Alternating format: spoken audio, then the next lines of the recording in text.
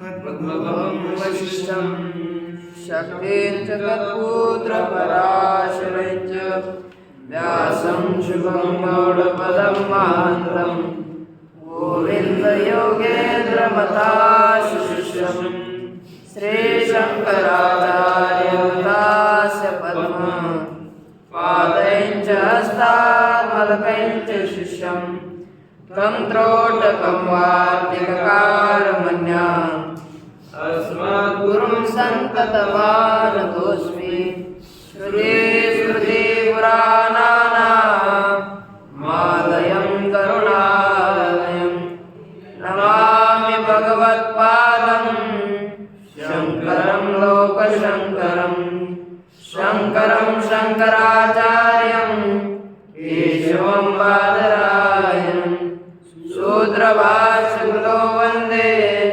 भगवन्तौ पुनः पुनः ईश्वरो गुरुरात्मेति मूर्तिभेदविभागिने व्योमव्याप्तदेहाय दक्षिणामूर्तये नमः। ॐ नमः जरधररुचे गोपवधूपितकुलचौराय तस्मै कृष्णाय नमः। संसारमयूरस्य बीजाय श्री भगवान पांडुरंग परमात्मा श्री ज्ञानोपाध्याय जगद्गुरु तुकाराम महाराज श्री संत एकनाथ महाराज आदिगुरु श्री शंकराचार्य इत्यादि सब संतों की अलौकिक अहेतु की ऐसी कृपा से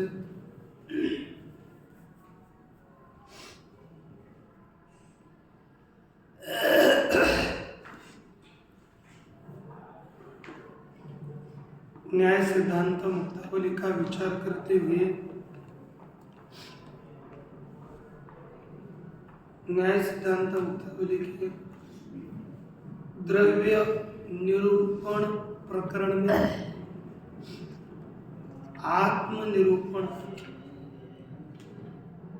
विषय का आलंबन करके हम विचार कर रहे थे।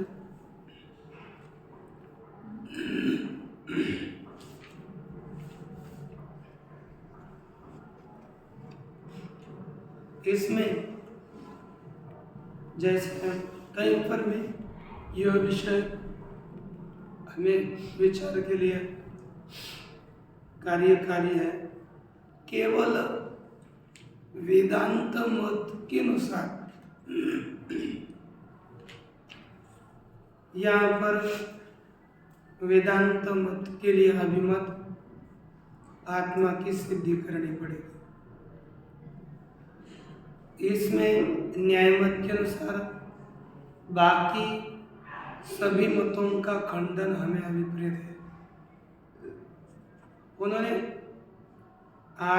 वेदांत का अभिमत आत्मा का भी खंडन किया है आगे, लेकिन उतने खंडन का निराश करके वेदांत अभिमत आत्मा की भी सिद्धि हो जाएगी। ये सभी हेतु आत्म स्वरूप के चिंतन के लिए हमें अतीव आवश्यक से है। जैसे देखें तो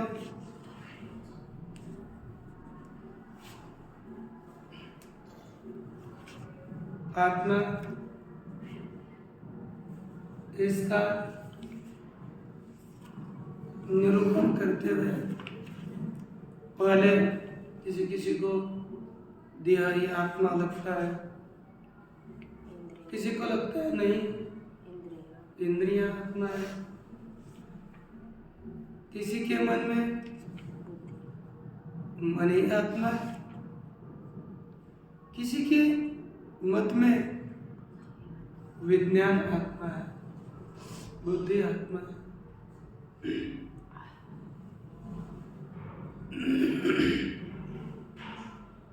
इसमें ये जो आत्मस्वरूप का निरूपण किया गया।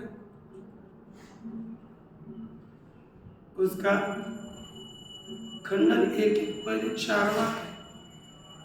चार्वाक देह को ही आत्मा मानता है, इसलिए और विचार के लिए आरंभ चार्वाक से होता है। चार्वाक भी कोई त्याज्य नहीं है। जैसे हम लोग आप कोई अपने बेटे को ही आत्मा समझता है, कोई पैसे को ही अपना आत्मा समझता है। कम से कम उससे हटकर ये चार्वाक कम से कम अपने शरीर में तो आया। नहीं तो ये कोई लोग होते हैं ना, बाह्य चीजों को ही आत्मा समझ करके व्यवहार करते हैं। चार्वाक आत्मा देह तक आया, देह को ही आत्मा समझने लगा। कम से कम ये भी सुखी रहेगा। जो दुखी रहते हैं बहुत से पत्नी को आत्मा समझते हैं, कोई सब ऐसे ही है। लेकिन चार्वाक देह तक आया और देह को आत्मा समझने लगा। देह ही आत्मा है, ऐसा मानने वाला चार्वाक वो क्या बोलता है? देह खंडाना आत्मा है ना, ईश्वर पाषाण प्रतिमा डोलोचने अर्थात यही उसकी बुद्धि है। और वो क्या, इसलिए उसका कथन भी है देह को आत्मा समझता है। देह तो देव भजन, हाँ? देह तो देव भजन। ये तो है,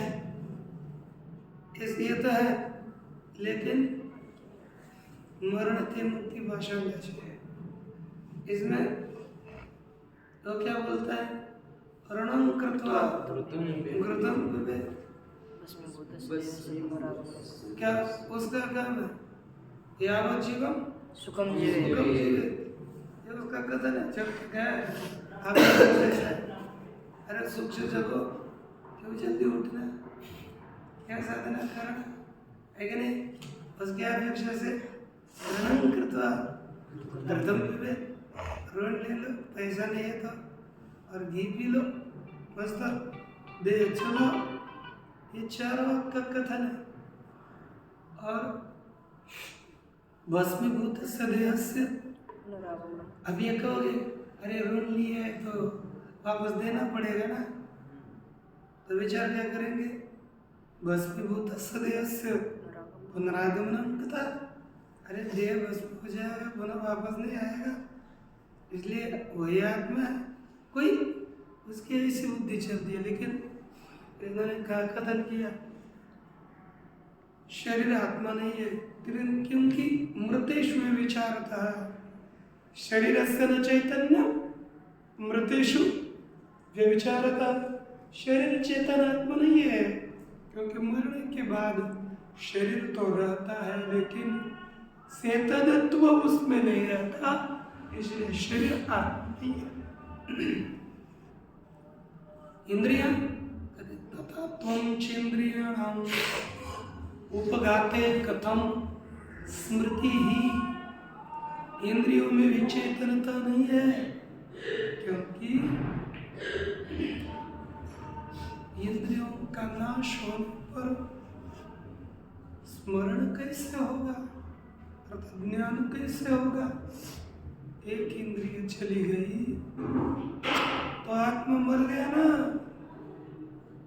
तो स्मरण कैसे होगा? तत्पश्चात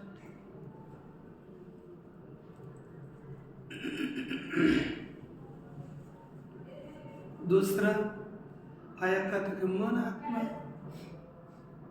अरे मन आत्मा है तो आत्मा का प्रत्यक्ष होता है, इस सिद्धांत में कहा जाता है।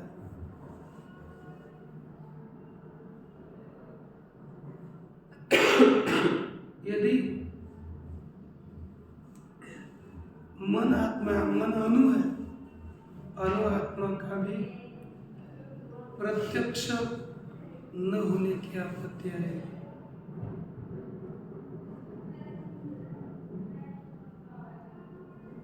तत्पश्चात कहते कि बुद्धि आत्मा, उसका भी खंडन यहाँ पर ही किया गया। क्षणिक विज्ञानवादी का खंडन करते हुए कल कहा था, लेकिन ननु क्षणिक विज्ञानमेव आत्मा तस्य स्वतः प्रकाश रूपत्वात् चेतनत्वं ज्ञान सुखादिकम तो तस्सैव आकार विशेष, उसी विज्ञान के ज्ञान सुखादि का आकार है, वह भी सभी भाव होने के कारण क्षणिक है। पूर्व विज्ञान से उत्तर विज्ञान हेतुत्वात्, पूर्व विज्ञान उत्तर ज्ञान का कारण हो।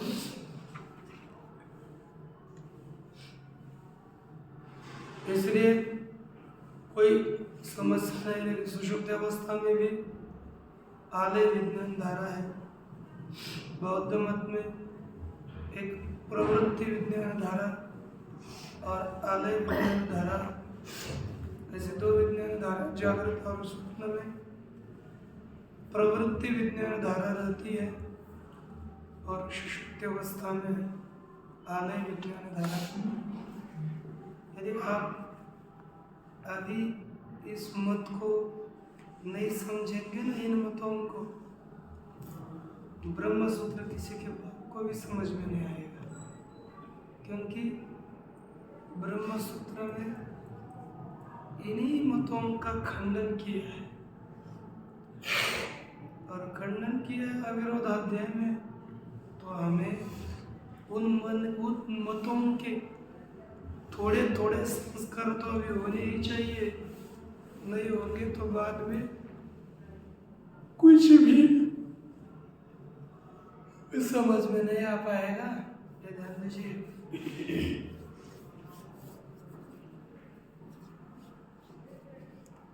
इसमें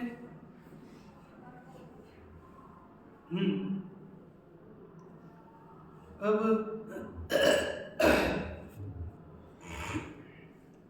कहते हैं कि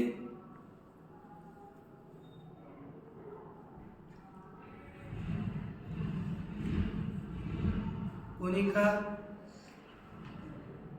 अब उसने पूरा अपना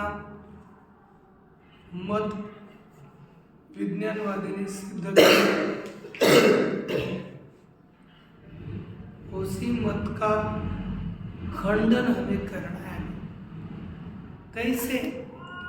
विज्ञानवादी बौद्ध का मत योग्य नहीं है, ये हमें दिखाना है। तो देख लीजिए, इति चेत न तस्य जगत विषयकत्वे सर्वज्ञत्वापत्ति, तस्य अर्थात् क्षणिक विज्ञानस्य जगत विषयकत्वे, क्षणिक विज्ञान संपूर्ण जगत को विषय करने वाला है, ऐसा मानने पर सभी जीवों में सर्वज्ञत्व की आपत्ति होगी। कहते कि वह विज्ञान संपूर्ण जगत विषय का है अथवा यत्किंचित विषय को विज्ञान है। संपूर्ण जगत विषयक उस विज्ञान को मानेंगे तो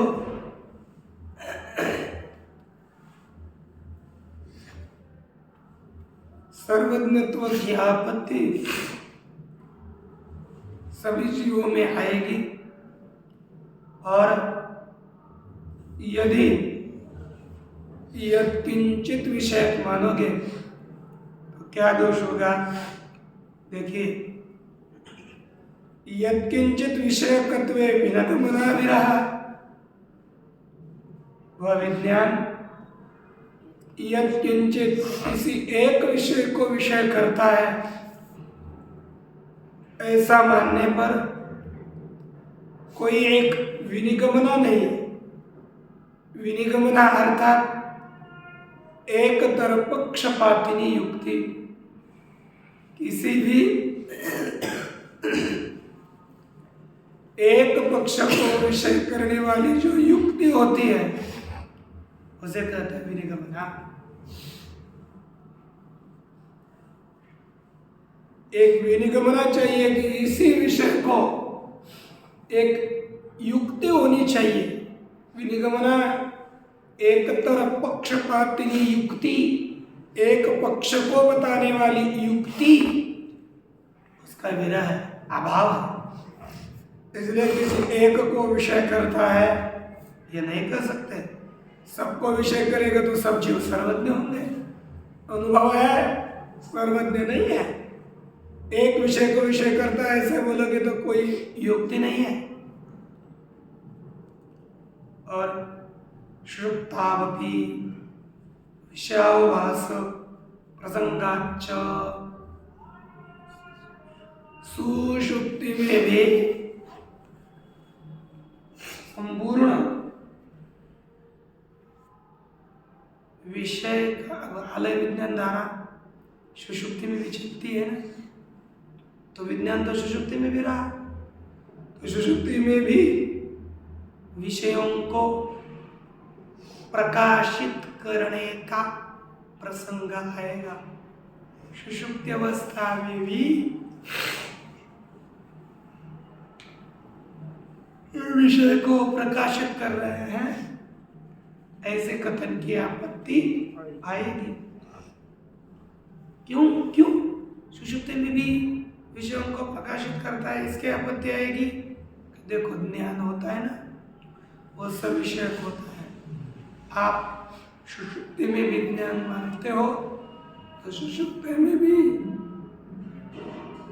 विषय को प्रकाशित करने की आपत्ति आएगी।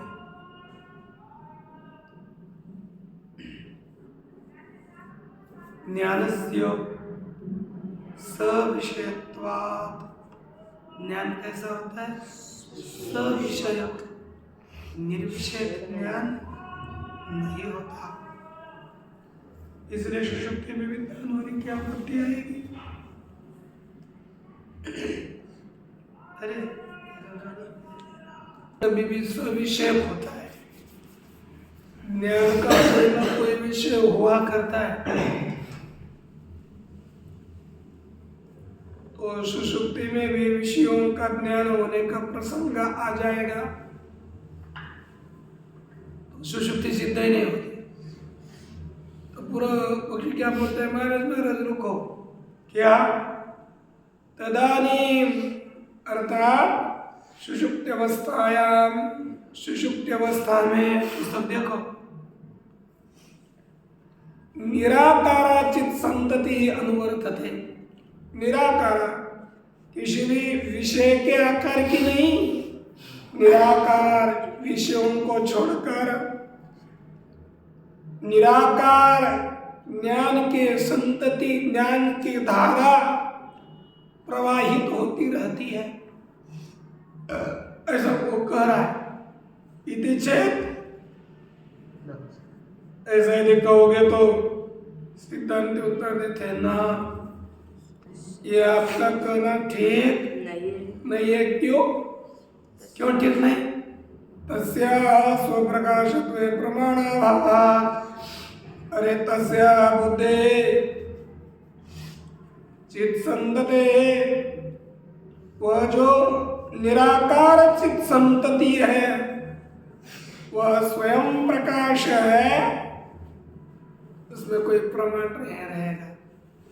प्रमाण का अभाव होगा, क्योंकि ज्ञान यह नित्य प्रकाश रूप है। यह सिद्ध करने के लिए विषयों के प्रकाश से ही हम वहां पर ज्ञान प्रकाश स्वरूप है ये सिद्ध करते। वेदांत मत में तो सुखम अहम स्वाप्सम न वै किंचिद अवेदिशम, इसी अनुभव वाक्य से मैं सुख से सोया था, इसी के द्वारा वहां आत्मा है ये हम सिद्ध करते हैं। यदि आपके मत में वहाँ निराकार चित संतति है तो तस्याः स्वप्रकाशत्वे वचन चित संतति स्वयं प्रकाश मानने पर प्रमाण मानने में कोई प्रमाण नहीं है। अन्यथा कहोगे कि नहीं महाराज ज्ञान प्रकाश रूप नहीं है, कोई प्रकाश रूप नहीं है। यदि आपको अन्यथा माने ज्ञान को चित संतति को प्रकाश रूप न मानने पर तो क्या होगा? जो प्रकाश रूप नहीं वह विज्ञान है। यदि कहोगे तो घटपट प्रकाश रूप है क्या, तो उसको विज्ञान मानने की आपत्ति देगा। अन्यथा घटादि नाम अपनी ज्ञानत्वापत्ति, नहीं तो घटादियों में भी ज्ञानत्व की आपत्ति आएगी।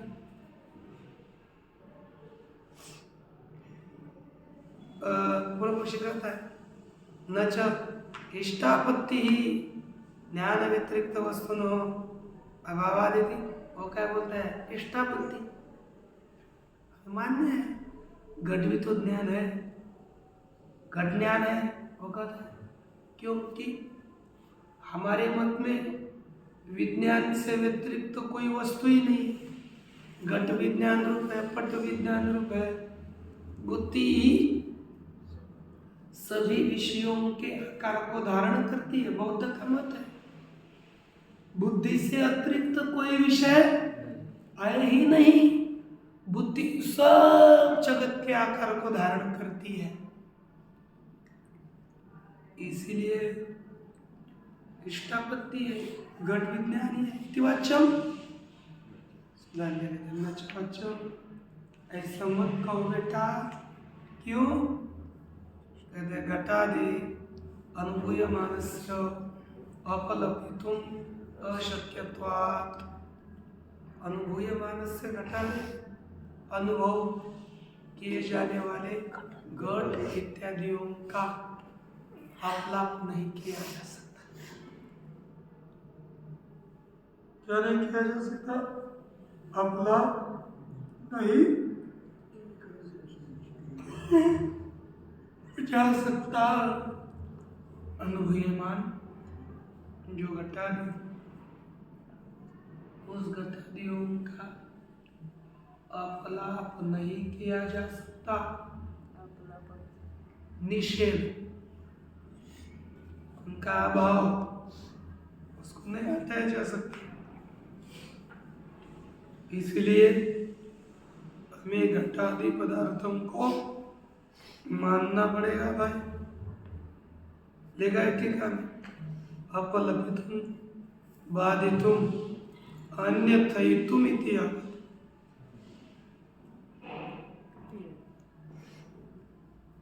आकार विशेष एवं विज्ञान से चेत। वो क्या बोलता है? अरे सुषुप्ति में ये विज्ञान का एक विशेष आकार ही है और कुछ भी नहीं है, ऐसा यदि कहे होगे तो कहते हैं किम अयम आकारो अतिरिच्यते विज्ञान। यह जो आकार विशेष है घटादि, सभी घटादि विज्ञान का विशेष आकार है। घट विज्ञान का आकार, विज्ञान अलग। तो पूछते हैं वह आकार विज्ञान से अतिरिक्त है क्या? आकार विज्ञान से अतिरिक्त भिन्न है क्या? प्रश्न हुआ ना? कहते हैं न नातिरिच्यते इति चेत्, है ना, है क्या? तरी है यहाँ अतिरिक्त है, अलग है, अर्थात विज्ञान अलग, विज्ञान माने बुद्धि, अर्थात बुद्धि को ही आत्मा समझते हैं, और घट पदादि पदार्थ अलग। यदि ऐसा मानोगे तो कहा कि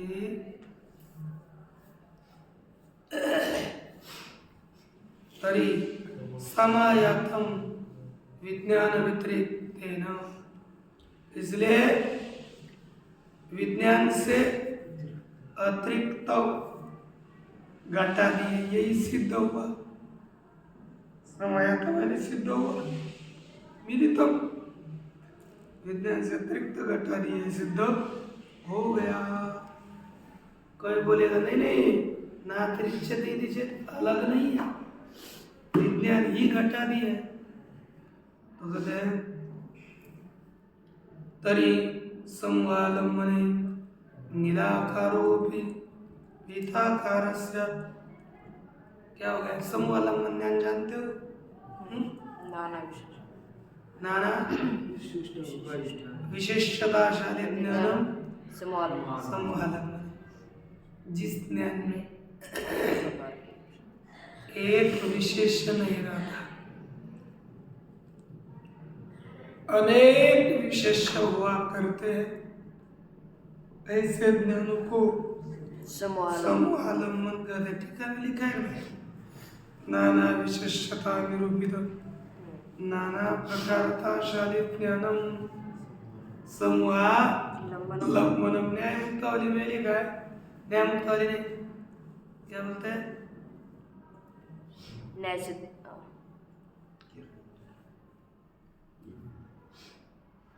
न्याय बोधिनी, हाँ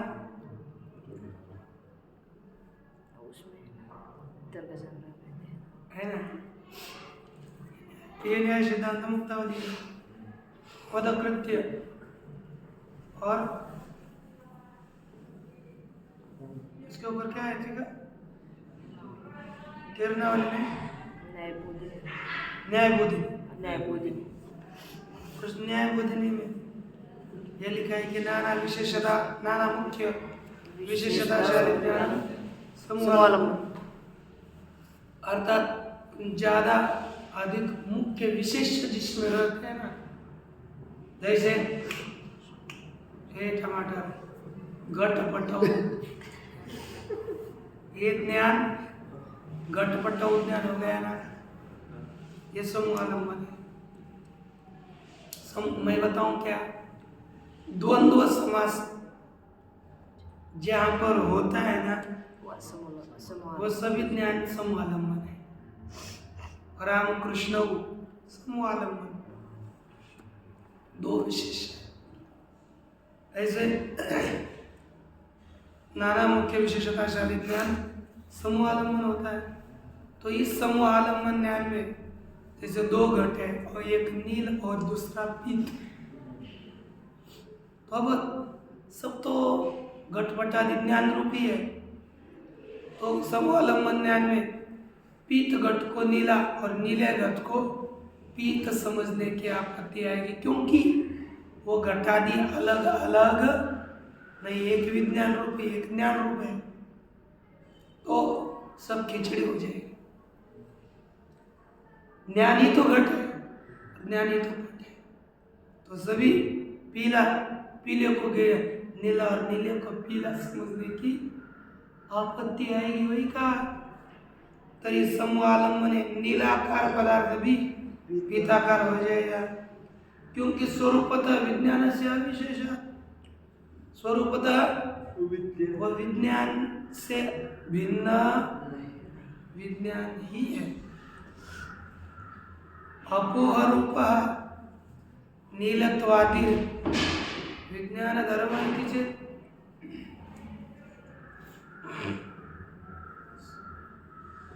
अपोहरू, अपोहात्मक, निवृत्त्यात्मक, यह विज्ञान का धर्म है। देखो टीका में लिखा है अपोह्यते व्यावर्त्यते इति अपोह अतद्व्यावृत्ति रूप। माने क्या किया? नीलादो नीलत्वादि रूप नीलात्मक विज्ञान से धर्म पीता नीलम वेदेन बोधयेत्। अर्थात पीले पट से नीले को एक नीलत्व अलग रीति से बोधित करता है ना, पृथक रूप से बोधित करता है। इसलिए नीलत्वादि धर्म पीतत्वादियों को हटाने वाला है। इसलिए नील के जगह पर नीलत्व का नील का ही ज्ञान होता है। पीतत्व जाए वहाँ पीतत्व पीत का ही ज्ञान होता है। ऐसा कोई कहेगा तो कहता है नीलत्वादि नाम विरुद्धानाम एकस्मिन् असमावेशात्। देखो नीलत्व पीतत्व ये परस्पर विरुद्ध है कि नहीं? वो एक में रह सकेंगे क्या? जहाँ नीलत्व है वहाँ नीलत्व नील में नीलत्व रहेगा, पीत में पीतत्व रहेगा। और विज्ञान तो एक ही सब कुछ है, तो एक ही विज्ञान में नीलत्व पीतत्व इत्यादि धर्मों का समावेश नहीं होगा। इतरथा नहीं तो विरोध अवधारणस्य एवं दुरुपपदत्वात्, नहीं तो विरोध का अवधारण ही प्रतिपादन करना कठिन होगा। इसलिए विरोध तो नील और पीत में विरोध ही नहीं है, ऐसा कोई कह सकेगा क्या? नील पीत में यदि विरोध नहीं है तो काले गोरे में क्या विरोध होगा? एक ही मानना पड़ेगा ना।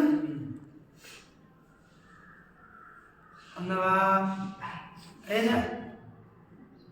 और ऐसा होगा तो बहुत दुर्दशा होगी, ठीक नहीं? नवा वासना संक्रमण संभवती, अथवा वासना का संक्रमण भी संभव नहीं है। मातृपुत्र भी वासना संक्रमण प्रसंगा। देखो माता और पिता, यदि कहोगे आप इन्होंने क्या कहा था? पूर्व विज्ञान की वासना उसका कार्य दूसरे ज्ञान में चली जाती है। क्षण क्षण में विज्ञान बुद्धि बदलती है। उसका उनका क्षणिकत्व को आपको बताया था, द्वितीय क्षण ध्वंस प्रतियोगित्व, यही इनका क्षणिकत्व है। बौद्धों का आत्मा पहले क्षण में उत्पन्न होता है, दूसरे क्षण में मरता है, उत्पन्न होता है मरता है। दूसरा अलग अलग आत्मा है, उत्पन्न मरना उत्पन्न मरना उत्पन्न मरना, यही चलता रहता है।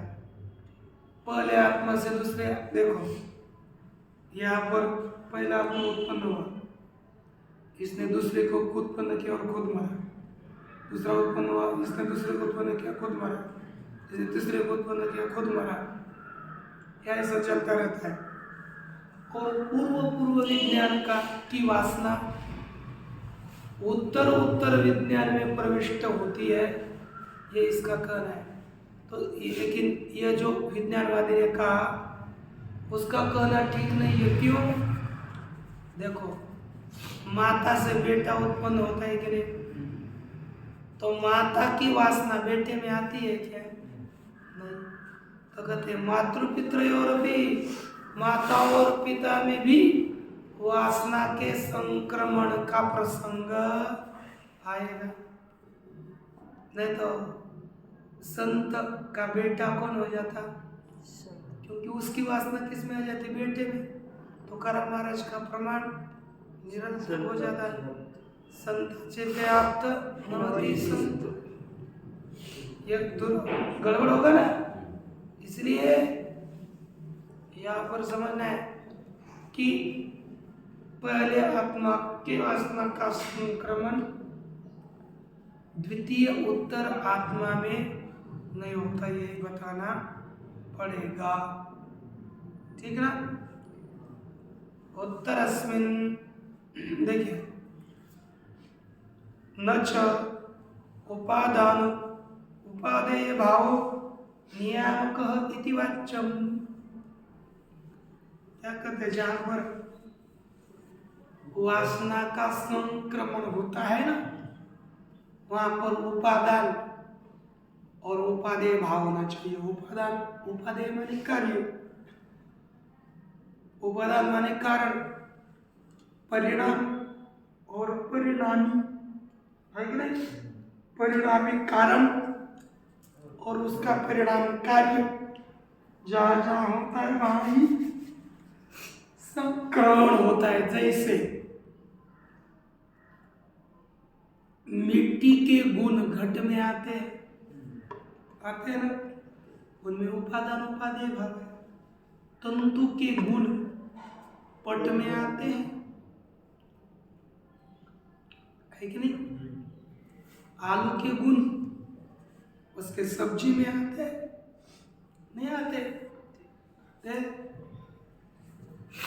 इसीलिए जहाँ उपादान उपादेय भाव होता है वहाँ ही वासना का संक्रमण होता है।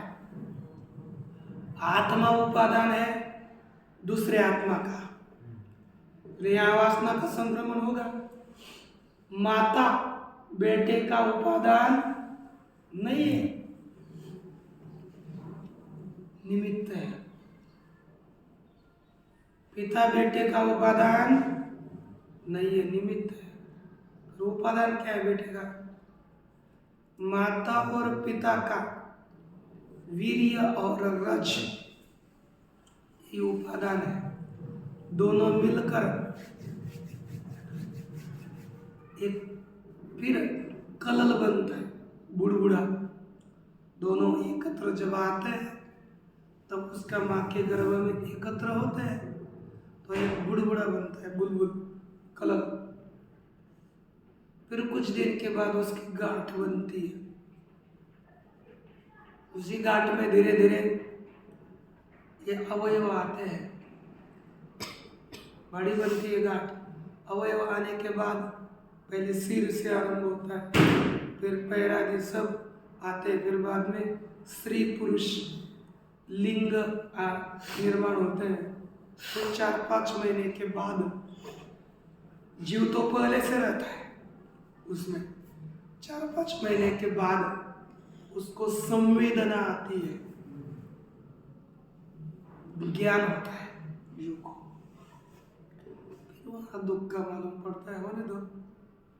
लेकिन मुझे ये बताना है कि माता पिता निमित्त कारण है, उपादान कारण नहीं है। इसलिए माता पिता के संस्कार कार्य में नहीं आते, बेटे में नहीं आते। इति वाच्यम कथि न च वाच्यम वासनायाः संक्रमा संभवात्।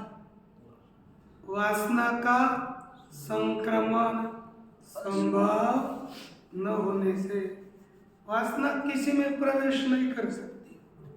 वासना का संक्रमण संभव नहीं है।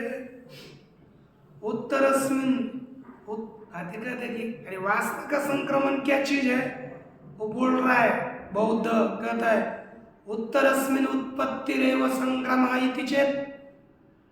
उत्तरस्मिन् दूसरे में एक के गुणों की उत्पत्ति होना, यही संक्रमण है। पहले में जो गुण थे दूसरे में दूसरे गुण उत्पन्न होना, यही संक्रमण है। ऐसा यदि कोई कहेगा तो कहते हैं न तद उत्पादका भावात्। देखो दूसरों को उत्पन्न किया, उत्पन्न करने वाला ही मर गया, पहला आत्मा था, दूसरा उत्पन्न हुआ, तो दूसरा उत्पन्न करते समय पहला मर ही गया ना, तो पहले क्षण में उत्पन्न था, दूसरे क्षण में मर गया। तो मरने के दूसरे में किसी को उत्पन्न करने के लिए वो कुछ क्षण रहना चाहिए था ना, इसलिए बौद्ध का आत्मा तो मर गया, तो उत्पादक ही मर गया, इसलिए आगे में गुणों की उत्पत्ति नहीं कर सकता। चिता में उत्पादकत्वे संस्कार अनंत प्रसंगा, चित अर्थात आत्मा में ही उत्पादकत्व होने पर संस्कार का अनंत संस्कार मानने का प्रसंग होगा, क्योंकि जो आत्मा है ना उत्पन्न हुआ वही उत्पन्न करता है, तो अनंत आत्मा और अनंत संस्कार, ये मानने की आपत्ति होगी, इसलिए उनका कहना ठीक नहीं है। तद क्षणिक विज्ञानेषु अतिशय विशेष कल्पित चेत, अरे जो क्षणिक विज्ञान है ना उनमें हम एक विशेष अतिशय की कल्पना करते हैं और वही संस्कारों को उत्पन्न करेगा। तो सिद्धांत क्या कहते हैं, चेत न माना भावात कल्पना गौरवाच, यह अतिशय विशेष मानने में कोई प्रमाण नहीं, और मानोगे तो कल्पना होगी, है ना, कल्पना का गौरव होगा। एते न क्षणिक शरीर चैतन्यम इति प्रत्युक्तम, इसके द्वारा क्षणिक शरीर में ही चेतनता है, इसी का खंडन हुआ। आत्मा के खंडन से शरीर का भी खंडन हुआ, विज्ञान के खंडन से शरीर का खंडन हुआ। गौरवात अतिशय माना भावाच, यदि क्षणिक विज्ञान मानोगे तो गौरव होगा, अतिशय में कोई प्रमाण भी नहीं है। बीजादव भी मैं थोड़ा ले रहा हूँ, इतना विषय 2 पंक्तियों में समाप्त हो रहा है, इसलिए पूरा कर रहा हूँ। कि बीजादियों में भी बीज जैसे अग्रिम कार्य को उत्पन्न करता है ना, उसका कहते हैं बीजादवपि सहकारी समवदान असमवदानाभ्यामेव उपपत्ते है। बीज भी अग्रिम कार्य को उत्पन्न करता है, लेकिन सहकारी आएगा तो उत्पन्न करता है, और सहकारी नहीं आएगा तो अन्य कार्य को उत्पन्न नहीं करता, इससे सिद्धि होती है। इसलिए कुर्वत रूपत्वात् कल्पनात्, वहाँ पर बीज में भी कुर्वत रूपत्व की कुछ कल्पना नहीं की जाती। यह यहाँ पर सिद्धांत ने कहा और पूर्व पक्ष का खंडन किया। यहाँ से आगे अद्वैत वेदांती के मत का उपन्यास आरंभ करके खंडन करेंगे और अपने मत का प्रस्तावन करेंगे। नैयायिक, इससे इस विषय की पूर्ति होगी। इस विषय को कल देखेंगे। पूर्णात् पूर्णमुदच्यते पूर्णमादाय